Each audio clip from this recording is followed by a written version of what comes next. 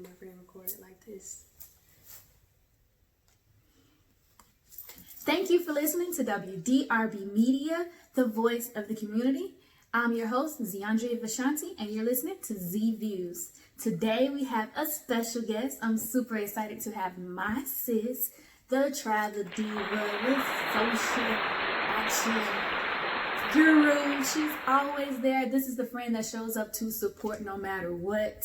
I'm so happy to have you here. Thank you for having me. Go ahead and introduce yourself. So, hi everyone. I am Shalela Victoria Dowdy. I kind of go by Shalela Victoria. Originally from the port city, the 251, Mobile, Alabama, home of the Mardi Gras. And I'm about to just get my whole bio. Yes, Miss Mobile, born and raised, so West Point grad. Give it all to them. So I lived in Mobile until I was 18, and then it was time to go to college. So I ran cross country and track in high school, and so I knew my legs was going to be how I paid for college. So unfortunately, the HBCUs, they really weren't shelling out no money. I was in JRTC in high school, so I was kind of interested in that. So I ended up attending the United States Military Academy at West Point. And for those of you who don't know about the service academies, we have West Point, we have Annapolis, which is the Naval Academy, which is in Annapolis, Maryland, and we have the United States Air Force Academy, which is in Colorado Springs. So I went to the United States Military Academy, which is really Army. So everybody who graduates from the United States Military Academy also graduates and immediately commissioned into the United States Army as a second lieutenant. And that's how we met. I was actually in the military. I'm 1 year ahead of her, so I was actually stationed at Fort Bliss when she reached out. This girl has never met a stranger. She just knew that I went to school in Alabama, and I knew some of the same people she knew. I went to HBCU on an ROTC scholarship. I commissioned and graduated from the Alabama A&M University. Go Bulldogs. And she reached out while I was stationed in El Paso and said, hey, this is going to be my new duty station. Can you just show me around, introduce me to some people? I was getting ready to deploy, and I was like, yeah, come to my going away party. And it was a Super Bowl party. Beyonce was performing, and that's all she wrote. Like, shut the lights out. Exactly. I was like at her house. I was like, "Oh, Beyonce performing. I'm getting on the floor." So yeah, and we just met and instant best friends forever. So that was wow. That was 2013. So yes, yeah, it's been a minute and it's been a journey, but we've traveled and done some things since then. So Miss Mobile, former Miss Mobile, pageant queen. Just recently in Mardi Gras, you were a lady in wait. We can talk a little bit more about that. Port City, if y'all didn't know. If you didn't listen to my show like 2 weeks ago, Mardi Gras is the originators. It originated in Mobile. Mobile, there we go. She was trying to get it out. I was trying to. It was coming. I had to tap it out. But yeah, go ahead. Give them that history, just briefly. So Mobile was founded in 1702, and we celebrated one of our first Mardi Gras Carnival celebrations. I think in 1702. And so it has Roman Catholic ties, so it has very religious ties. You kind of celebrate before you start Lent, and Mardi Gras ends on Fat Tuesday. And it's about a 2-month celebration. So we mess with New Orleans, they're like, America knows New Orleans for Mardi Gras.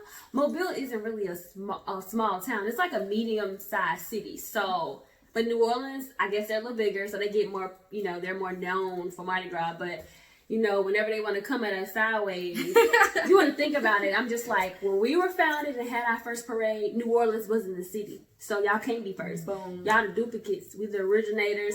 Mobile was the first capital of the French Louisiana territory. So that's kind of how we were the first city in the States to celebrate Mardi Gras. It's a huge part of our city's identity. It brings in lots of revenue. It's a little bit different from New Orleans. They actually said it was the most family friendly Mardi Gras. Yeah, because they do the most in New Orleans. It's the tourists. It's really the tourists that kind of mess it up. We have tourists too, but we ain't lifting no shirts up for no beads and whatnot. So, anyways, we have Mardi Gras courts throughout the city. Our biggest 2 courts is the Mobile Carnival Association, which is the white court, and then we have MAMGA, the Mobile Area Mardi Gras Association, which is the organization I represented this past Mardi Gras season. And MAMGA used to be called the Colored Carnival or the Negro Carnival. Y'all know we start our own because they won't let us partake. And just celebrated 82 years. It started in 1938. We've had some prominent members be king and queen, and it was just a great time. It's the royal regal side of Mardi Gras. You know, you party too, but then you also have that royal regal side element. And it was beautiful, beautiful, beautiful, beautiful. And that's what we're planning on talking about today, where we had to go and create our own. A little bit, she is a big civil rights, social justice advocate, women's rights, and that's what we're going to get into today. So our sponsor, Z Travels, presents Fierce and Fabulous Shalela, and we are going to take a quick break.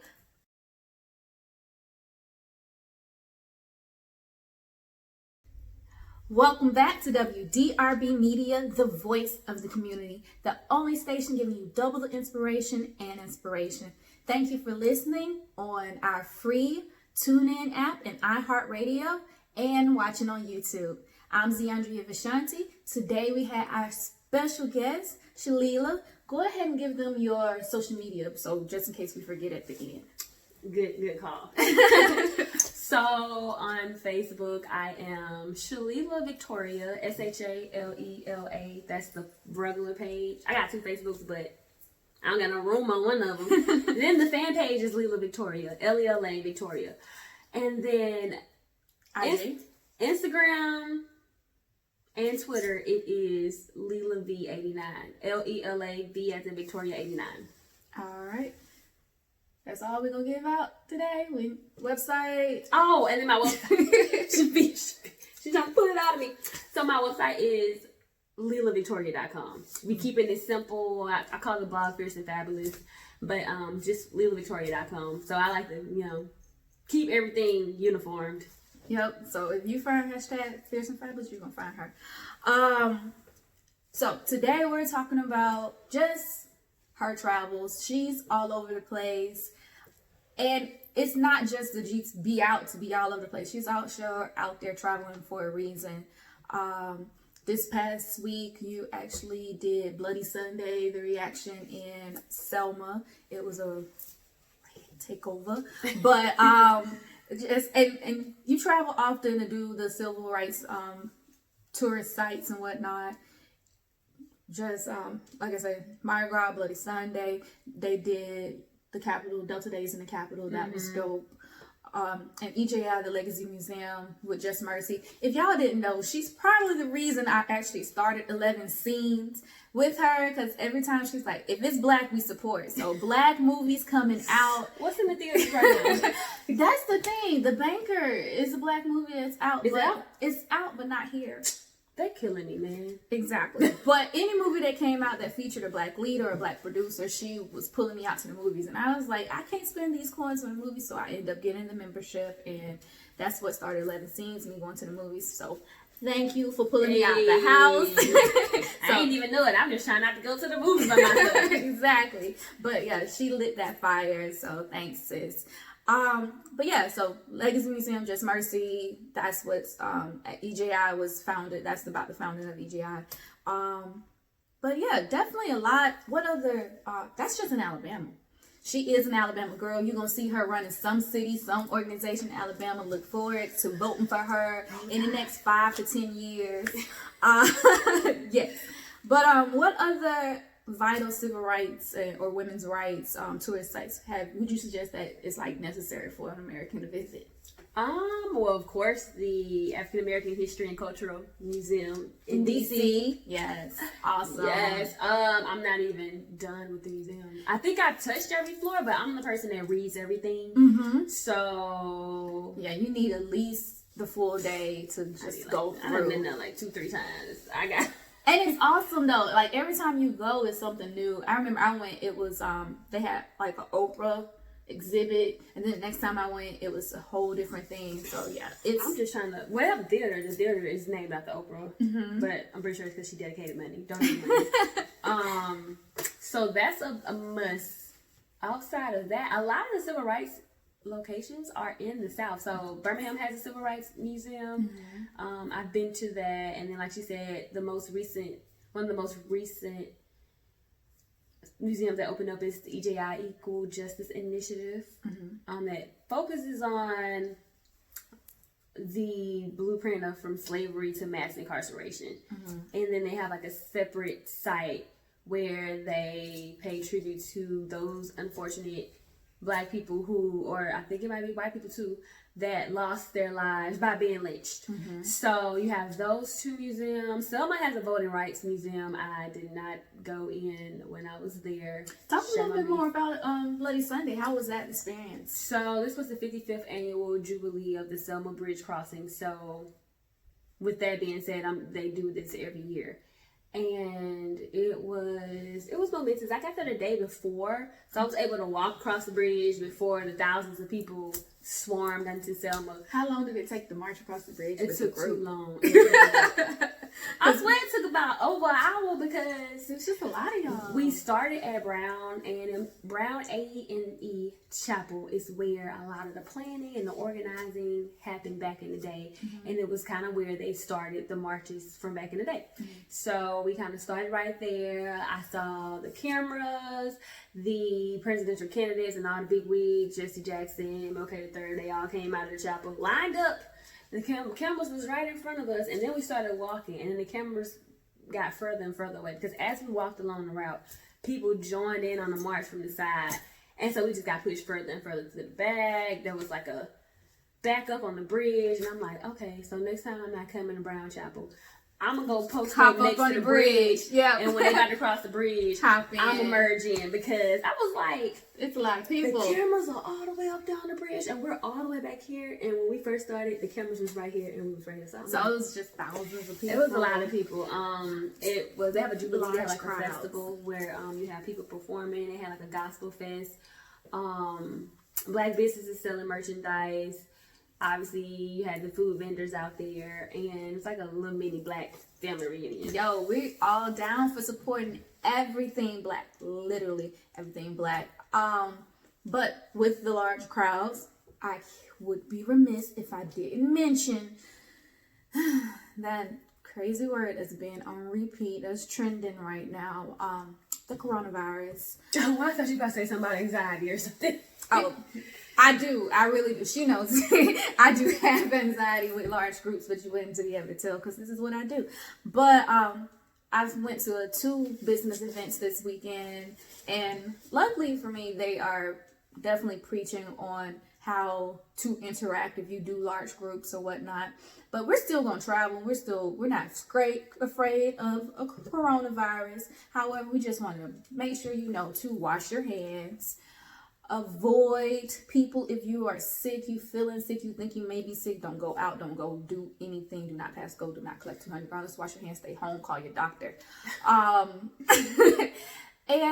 just be mindful. If you're going to sneeze into your sleeve, throw away the tissue if you have it. If you're healthy, you don't need to wear a mask. But in large groups, try to avoid hugs and kisses, just and handshakes a little bit. Use your hand sanitizer. Think of something new to do, like an elbow pad. Yep, exactly. Even at one meeting, they actually mentioned, say, do a high five with your foot. I'm like, somebody gonna get kicked in the nether region, but we're not gonna worry about that. That sounds like a big much. But we're not gonna stop meeting. We're not gonna stop being us, taking up space. We're not gonna stop living because of this fear of. But they're canceling stuff left and right. South by Southwest, they got canceled. Coachella, they got canceled. Yes, they canceled the hair show in New York. So it's not even just one special city. Harvard just shut down their school. They told them kids when they go on spring break this Friday, don't come back for the rest of the year. Because they can't control them where you go and what you do. So they can tell you what you're doing. I didn't even think about that. Where they might go somewhere and they might come back. But still, it's like, so y'all gonna give me my money back on this housing that I ain't paying for this last month? Yo, this refund process for all these things are getting canceled. Good luck with that. But I know from a travel aspect, a lot of our travel vendors, suppliers, or whatnot are working with you. You have 24 to 48 hours to cancel or make a call, make changes. Change fees are being waived. But just be out here, be safe. Don't do unnecessary things, but be hygienic. Wash your hands. It's still cold and flu season. The sun is coming out. Daylight savings just went through, and it's almost time for allergies too. So coughing, sneezing, just be mindful where you're doing that at. Wash your hands and clean up. That's all we got for today.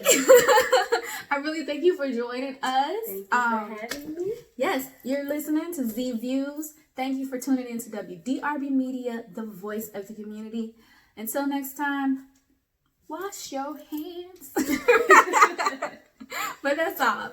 See y'all next week.